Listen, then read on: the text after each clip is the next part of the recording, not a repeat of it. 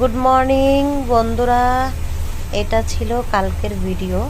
আমি আজকে দিতে বাধ্য হলাম, কারণ কালকে আমি দিতে পারিনি, কারণ আস্তে আস্তে কমে 11টা বেজে গেছিলো। আর 11টার সময় একটু খাওয়া দাওয়া করে ঘুমিয়ে গেছি।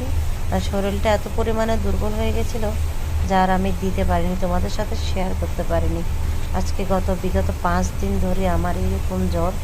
আমি ভেবেছি হয়তো নর্মালি হবে, কারণ অনেক বছর পর আসলো আমার জ্বর। এমনিতে জ্বর আমার আসে না, আসলো দেখো একদম ভালো মতোই আসলো। ডাক্তার কাছে যাওয়ার পর একটা পরীক্ষা নিরীক্ষা করালো। পরীক্ষা নিরীক্ষা করার পর বলছে যে টাইফয়েড থেকে নাকি এরকম হয়েছে, যেটা জীবনে কোনোদিন শুনিনি, জীবনে কোনোদিন হয়নি। আর সবচেয়ে কথা যেটা, আমার শরীরে রক্ত একদমই নেই, 7.7 আমার রক্ত। দেখো এখন স্যালাইন দিচ্ছি, আজকে আবার যাব।